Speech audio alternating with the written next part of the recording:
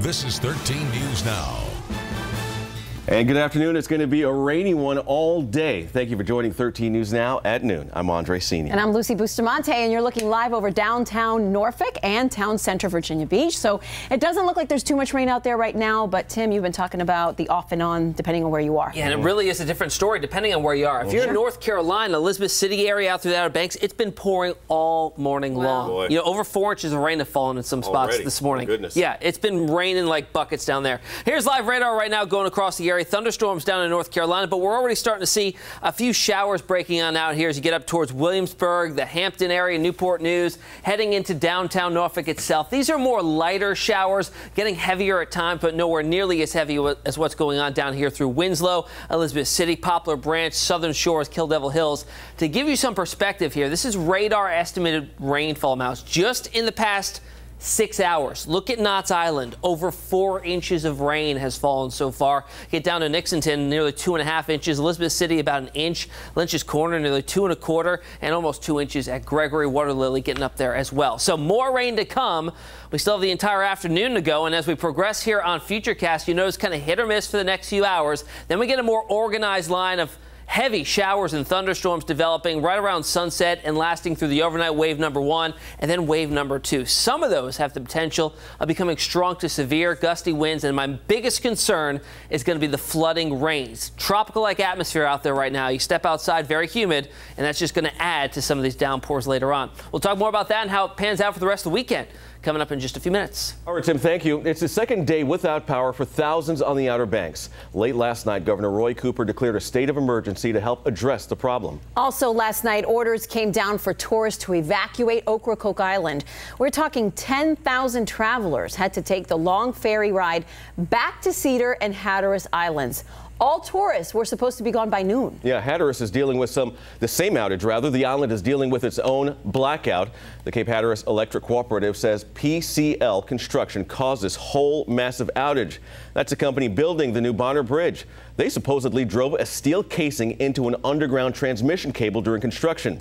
PCL says they're working with NCDOT to figure out exactly what happened here. Well, Jemmy is actually live now in the heart of the power outage. And Jemmy, they say that residents can help out with the situation, and the electric companies are urging the residents to conserve the energy. What does that all mean? That's right, Lucy and Andre. Officials are really urging all the businesses and residents out here to conserve, conserve, conserve. That means you shouldn't be running the laundry, you shouldn't be running the dishwasher, and you really shouldn't be running your AC units. You can keep your ceiling fans running and you can keep your refrigerators plugged in, but that really is the extent to how much power you should be using right now. These towns are running off some portable generators right now, so they are getting power that way, but those portable generators can only handle so much. So if you use too much power, then that trips up the generators, and then we're back to square one. So right now we are in the town of Rodanthe. You can see behind me there's a gas station that is running off one of those generators. You can see a lot of people have been coming through here pumping gas before they leave the island. There are also a couple of businesses out here. There's a burger joint out here that's still without power. There's also a food pantry and thrift store that literally just had its power come back about 30 minutes ago. This is Lifeline Outreach OBX Ministries. And Johnny Liverman is a volunteer there. Johnny, you guys have been without power all day yesterday, all night. So what's your situation right now? Well, right now, with the power just coming back on, we basically, everything in the freezers has thawed out. So now that we have power, we're going to start cooking this afternoon, and we're going to feed this community. And how much food are we talking here? This is a lot, right? Yeah, it's a lot, but we have a lot of people that have been without power just like us, and they have no food either. So we're inviting everybody to come down and have dinner with us and just do what we can to pull together. And how many freezers did you have? We have 8. You have 8 freezers, and all that food thawed out. Yes, ma'am, and while we have power, we're gonna, when life gives you a lemon, we're gonna make lemonade, we're gonna start cooking. And you better cook fast because you don't know how long you're gonna have this power. Right, we have about a 3-hour window, and then we'll be without power again for another 3 hours, so on that way. All right, we'll get to work. Thank you so much, Johnny, and good luck to you guys. So guys, this is the situation right now in Rodanthe. This is what businesses and residents are having to deal with, and we don't know how long it's going to be until that transmission line gets fixed. Right now, crews are looking at it to see just how bad the damage is. If it's not too bad and they have the materials to fix it, then it could be just several days when we get power restored fully. But if they don't have enough materials, it could be several weeks until things are fixed. Lucy and Andre, back incredible, to you. Jemmy. Yes, that's the spirit down there, though. They make do. All right, moving on now to Washington. With just hours to spare, lawmakers agreed to provide much-needed VA funding. Yeah, the deal provides $3.9 billion to fill funding gaps. $2 billion will go to the VA Choice program, which allows veterans to seek care at a local doctor instead of waiting at a VA facility. Officials say without the money, the Choice program would have gone bankrupt in the next few months. Veterans groups opposed an early funding measure, saying it diverted money from other VA programs. This deal also includes $1.8 billion to other VA programs. And dealing a serious blow to President Trump's agenda, the Senate early Friday rejected a measure to repeal parts of former President Obama's health care law. And now it's unclear if the Senate Republicans could advance any bill despite 7 years of promises to repeal Obamacare. ABC's Janae Norman reports now from Washington.